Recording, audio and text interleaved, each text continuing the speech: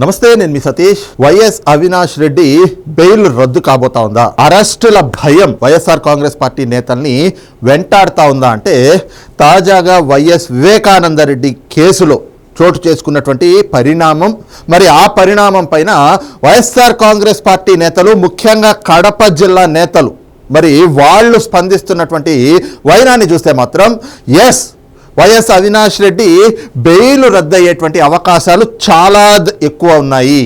ఇదే క్రమంలో అవినాష్ రెడ్డి బెయిల్ రద్దయిన తర్వాత చోటు చేసుకోబోయేటువంటి పరిణామాలతో తాడేపల్లి ప్యాలెస్లో ప్రకంపనలు పుట్టబోతా ఉన్నాయి అనేటువంటిది అయితే కనుక స్పష్టమవుతున్నటువంటి పరిస్థితి. మరి ఏమిటి అంతలాగా వైఎస్ఆర్ కాంగ్రెస్ పార్టీ నాయకులు స్పందిస్తున్నటువంటి తీరు అనేటువంటిది చూడాలంటే ఒక్క వీడియో ఏదైతే కనుక వైఎస్ఆర్ కాంగ్రెస్ పార్టీకి చెందినటువంటి మాజీ ఎమ్మెల్యే ఆయన నిన్న ఒక మీడియా సమావేశం పెట్టి ఆయన వివేకానంద రెడ్డి కేసు పైన ఆయన చేసినటువంటి వ్యాఖ్యల్ని, ఆయన పాస్ చేసినటువంటి కామెంట్స్ని చూస్తే మాత్రం ఎస్, నిజంగానే ఏ స్థాయిలో వైఎస్ఆర్ కాంగ్రెస్ పార్టీని వైఎస్ వివేకానంద రెడ్డి హత్య కేసు కుదిపేస్తా ఉంది అనేటువంటిది కూడా చాలా స్పష్టమవుతుంది. మరి ఒక్కసారి ఆ వీడియో కూడా చూద్దాం. ఇది చూస్తా ఉన్నాం కదా, రాచమల్లు శివప్రసాద్ రెడ్డి, ఈయన వైఎస్ఆర్ కాంగ్రెస్ పార్టీ నేత, మరి జగన్మోహన్ రెడ్డికి అత్యంత ఆప్తుడు, వైఎస్ అవినాష్ రెడ్డికి అమితంగా ప్రేమించేటువంటి వ్యక్తి. మరి ఈయన నిన్న వివేకానంద రెడ్డి హత్య కేసు గురించి ఆయన ఒక మీడియా సమావేశం పెట్టారు. అది కూడా ఒకసారి పూర్తిగా విందాం. ఈ రాష్ట్రంలో వివేకానంద రెడ్డి గారి హత్య ఉదంతం ఎట్లుందంటే కన్నా టీవీ సీరియల్స్ మరిపిస్తుంది. ఎన్ని సంవత్సరాలైనా టీవీ సీరియల్ ఏ విధంగా అయితే కొనసాగుతానే ఉంటుందో వివేకానంద రెడ్డి గారి హత్య కూడా అంతే. ఇప్పటికి 5 సంవత్సరాలైనా 6 సంవత్సరాలైనా నిన్నగా మన హత్య జరిగినప్పుడు ఉండబడినటువంటి చర్చ, ఉండబడినట్టే పత్రికలు కానీ ఇన్వెస్టిగేషన్ కానీ ఉంటుంది. దేనికోసం ఇది? ఎవరి కోసం? 6 సంవత్సరాలైనా టీవీ సీరియల్ మాదిరి వివేకానంద రెడ్డి హత్య గురించి ఆమె మీరు మాట్లాడుతూనే ఉంటారు, వండి వారుస్తానే ఉన్నారు, రాస్తానే ఉన్నారంటే ఎవరి మీద మీకు ప్రేమ ఉంది? అంటే ఈయన చెప్పేది ఏమిటంటే వివేకానంద రెడ్డి గారు చనిపోయి 6 ఏళ్ళు అయిపోయింది కదా, ఇంకా ఏమిటి ఆయన కేసు గురించి ఇంకా సాగదీస్తూ సీరియల్స్ లాగా అలాగే దాని మీద చర్చలు జరుపుతూ ఉన్నారు. ఒక సీరియల్ ఎలాగైతే కనుక సాగదీసినట్టుగా జీడిపాకం సాగినట్టుగా సాగుతుందో వివేకానంద రెడ్డి గారి హత్య కేసు కూడా అలాగే సాగుతూ ఉంది. అసలు దాని మీద ఇప్పుడు చర్చ ఎందుకు? ఏమంతా ఇప్పుడు కొంపలు మునిగిపోయినాయి. ఆయన చనిపోయి 6 ఏళ్ళు అయిపోయింది కదా, 6 ఏళ్ల క్రితం ఎప్పుడో ఆ హత్య జరిగింది, దాని గురించి ఇప్పుడు ఎందుకు చర్చ, దాని గురించి ఇప్పుడు ఎందుకు విచారణ అని చెప్పి ప్రశ్నిస్తూ ఉన్నారు రాచమల్లు శివప్రసాద్ రెడ్డి గారు. మరి ఏమిటో దీని అంతరార్థం నాకు అర్థం కావట్లేదు. మరి దాని గురించి ఇప్పుడు ఎందుకు చర్చ, దాని గురించి ఇప్పుడు ఎందుకు విచారణ అని అడగడం వెనకాతల మరి ఆయన ఉద్దేశం ఏమిటో అది కూడా తెలియాలి. ఇంకా ఆయన మాట్లాడుతూ ఉన్నారు. ఈ మధ్య కాలంలో 4 ఏళ్ళు 6 ఏళ్ళ నుంచి రాస్తారని Krishna Reddy direction, Avinash Reddy direction, Krishna Reddy action. ఇది ఒక రోజు, నిన్న ఒక రోజు, 6 సంవత్సరాలుగా. మరి దేనికోసం అంటే రాష్ట్ర ప్రజలారా ఒకే ఒక కారణం, వివేకానంద రెడ్డి రక్తం తీసుకొచ్చి మా జగన్మోహన్ రెడ్డి గారి చొక్కాకు పుయ్యాల పూర్తిగా. ఇట్లా ఎంత విచిత్రం అంటే రక్తము మాదే, సొక్క మాదే. జగన్మోహన్ రెడ్డి హత్యలో భాగస్థుడు అని చెప్పి రాష్ట్ర ప్రజలను నమ్మించి ఆయన వ్యక్తిత్వాన్ని హననం చేయాలంటే ఒక పావు కావాలా? మీకు బలిపీఠం ఎక్కడానికి ఓ మనిషి కావాలా? ఆ బలిపీఠం ఎక్కడానికి మీరు ఎన్నుకున్న మనిషే మా ఎంపీ అవినాష్. ఈయన చెప్పేది ఎలా ఉందంటే జగన్మోహన్ రెడ్డిని ఈ హత్య కేసులో ఇరికించాలని చెప్పి ప్రయత్నిస్తున్నారట. ఎవరు ప్రయత్నిస్తారు? ఎవరికి అవసరం ఉంది?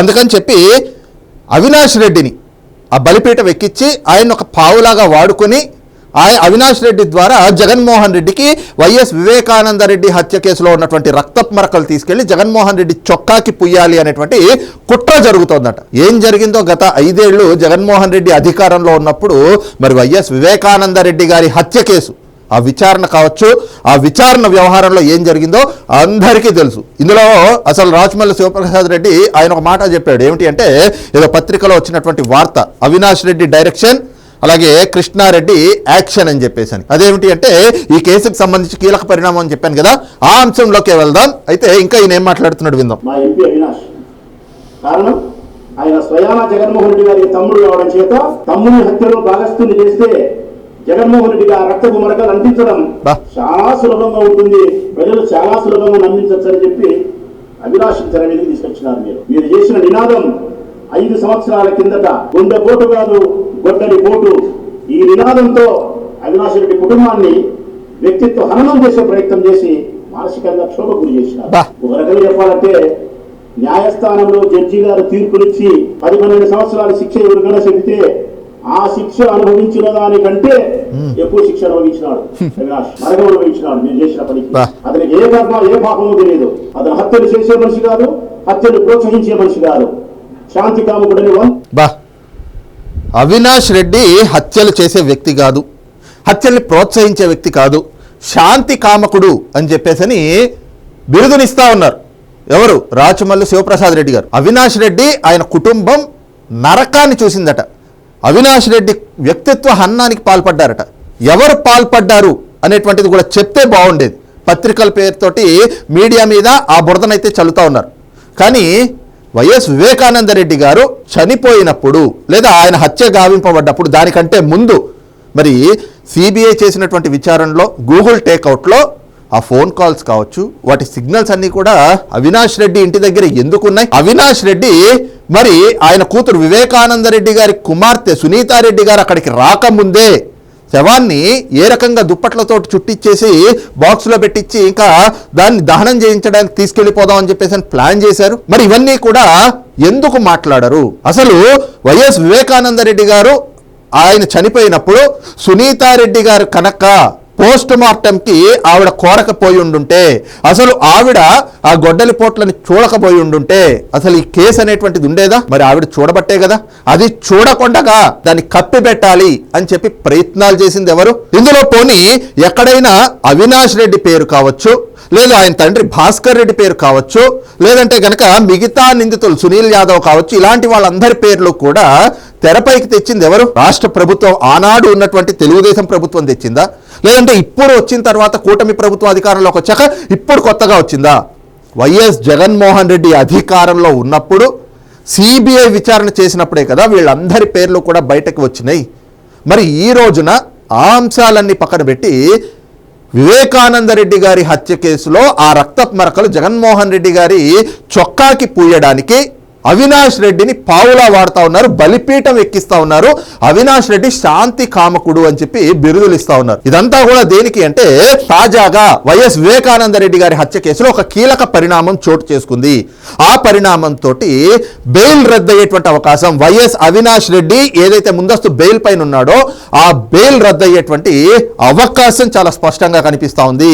మరి బెయిల్ రద్దయి అవినాష్ రెడ్డి అరెస్ట్ అయితే సిబిఐ విచారణలో నెక్స్ట్ పెద్ద తలకాయలంతా కూడా మరి ఈ కేసులో విచారణకు హాజరవటం, ఆ తర్వాత వాళ్ళ మెడకి ఉచ్చు బిగిసేటువంటి పరిణామాలు చోటు చేసుకునేటువంటి అవకాశాలు చాలా ఎక్కువగా ఉన్నాయి. మరి పెద్ద తలకాయలు అంటే ఖచ్చితంగా అవినాష్ రెడ్డి తర్వాత ఆ ఉచ్చు అనేటువంటిది తాడేపల్లి ప్యాలెస్ కి జగన్మోహన్ రెడ్డి గారికి, వైఎస్ భారతి రెడ్డి గారికి వాళ్ళ మెడలకి ఈ ఉచ్చు బిగుస్తుంది. మరి అంతలా చోటు చేసుకున్నటువంటి పరిణామం ఏమిటి అంటే ఇందాక మనం చూసాం కదా, ఆయన ఒక పేపర్ చూపించి చెప్పాడు అవినాష్ రెడ్డి డైరెక్షన్, కృష్ణారెడ్డి యాక్షన్ అని చెప్పేసి.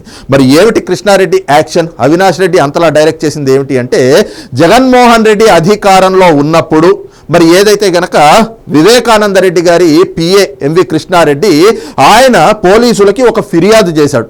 ఆ ఫిర్యాదు కూడా ఏమిటి అంటే అప్పటి ఇన్వెస్టిగేటింగ్ అధికారిగా ఉన్నటువంటి సిబిఐ ఏఎస్పీ రామ్ సింగ్ తనను కొట్టాడు. సునీతారెడ్డి, నర్రెడ్డి, రాజశేఖర రెడ్డి వీళ్ళిద్దరూ కూడా తన పైన ఒత్తిడి తీసుకొచ్చారు. ఈ ఒత్తిడి తేవడం ద్వారా తప్పుడు సాక్ష్యం చెప్పమని చెప్పేసి నన్ను బలవంత పెడతా ఉన్నారు అని చెప్పేసి ఆయన కోర్టుకి వెళ్ళాడు. ఆ కోర్టుకు కూడా ఎలా వెళ్ళాడు? ఈయన పోలీస్ స్టేషన్కి వెళ్ళి ఫిర్యాదు చేస్తే పోలీసులు ఫిర్యాదు తీసుకోలేదట. ఆ ఫిర్యాదు తీసుకోకపోతే కోర్టుకి వెళ్ళి కోర్టు వారిని కృష్ణారెడ్డి కోరాడు, అయ్యా నేను ఒక ఫిర్యాదు చేద్దాం అని చెప్పేసి ఒక కేసు పెడదామని చెప్పేసి పోలీస్ స్టేషన్కి వెళ్తే పోలీసులు నా ఫిర్యాదు తీసుకోవట్లేదు, నా ఫిర్యాదు తీసుకుని కేసు నమోదు చేయమని చెప్పి మీరు ఒక డైరెక్షన్ ఇవ్వండి అని చెప్పేసి కోర్టుకి వెళ్తే కోర్టు కూడా అదేంటి ఫిర్యాదులు తీసుకోకపోవడం ఏమిటి అని చెప్పేసి పోలీసులకి డైరెక్షన్ ఇచ్చింది, కేసు నమోదు చేసి విచారణ చేయండి అని.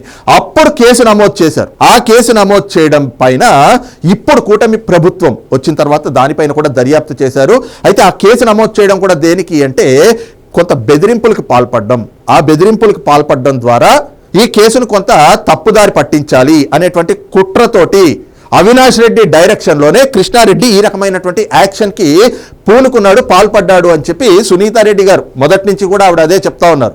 అయితే ఇప్పుడు కూటమి ప్రభుత్వం అధికారంలోకి వచ్చిన తర్వాత మరి కృష్ణారెడ్డి పెట్టినటువంటి కేసు పైన, మరి ఈ కేసు పైన నిజంగా విచారణ జరిగిందా, ఏం జరిగింది అనేటువంటిది ఈ విచారణ జరిపిన తర్వాత తాజాగా సుప్రీంకోర్టులో ఒక పిటిషన్ వేశారు. ఆ పిటిషన్ ఏమిటి అంటే, అయ్యా మేము ఈ కేసులో ఇంప్లీడ్ అవుతాం, అంటే వైఎస్ వివేకానందరెడ్డి గారి హత్య కేసులో ఆంధ్రప్రదేశ్ ప్రభుత్వంగా మేము ఇంప్లీడ్ అవుతాం అని చెప్పేసి ఒక పిటిషన్ వేశారు. కారణం ఏమిటి అంటే, ఏదైనా కేసుకి సంబంధించి కొత్తగా ఉన్నటువంటి ఏదైనా ఒక మెటీరియల్ని, కొత్త సమాచారము లేదంటే ఏదైనా కూడా వాళ్ళ దగ్గర ఉంటే వాళ్ళు వచ్చి ఈ కేసులో ఇంప్లీడ్ అవ్వాలి అని అంటే ఒక పిటిషన్ వేయాలి.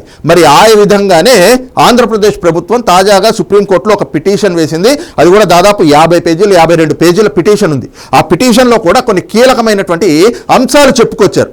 ఏమిటి అంటే, ఎంవి కృష్ణారెడ్డి అంటే వైఎస్ వివేకానందరెడ్డి గారి పిఏగా పనిచేసినటువంటి కృష్ణారెడ్డి మరి ఏదైతే పోలీస్ కేసు పెట్టాడో ఆ కేసు పైన మేము విచారణ జరిపాం. ఆ విచారణ కూడా దేని ఆధారంగా అంటే, మరి ఆయన కేసు పెట్టినటువంటి ఆ డేట్లు కావచ్చు, లేదంటే గనక అప్పుడు జరిగినటువంటి విచారణకు సంబంధించి సీసీటీవీ ఫుటేజ్ అనేటువంటిది కూడా మేము పూర్తిగా పరిశీలించాం. అదే సమయంలో అప్పటి ఇన్వెస్టిగేటింగ్ అధికారిగా ఉన్నటువంటి అధికారిని కూడా మేము విచారణ చేశాం. విచారణ చేసిన తర్వాత దీంట్లో సంచలనమైనటువంటి విషయాలు బహిర్గతమైనాయి. అదేమిటి అంటే, కేవలం ఈ కేసుని పక్కదారి పట్టించాలి, ఈ కేసు అప్పటి వరకు జరుగుతున్నటువంటి విచారణ నుంచి దారి తప్పించాలి అని అంటే కొన్ని చర్యలకు పూనుకోవాలి. మరి ఆ కుట్రే ఇక్కడ జరిగింది అనేటువంటిది స్పష్టమవుతా ఉంది అని చెప్పి చెప్పుకొచ్చారు. దాంతో పాటుగా మరి ఏం జరిగింది కృష్ణారెడ్డి కేసు పెట్టినప్పుడు అనేటువంటి అంశాన్ని కూడా చెప్పారు. మరి అదేమిటి అంటే, రాజు అనేటువంటి సిఐ అప్పుడు ఏది వివేకానందరెడ్డి గారి హత్య జరిగినప్పుడు మరి ఆ కేసులో ఇన్వెస్టిగేటింగ్ అధికారిగా ఉన్నటువంటి వ్యక్తి ఆయన సిఐ అప్పట్లో.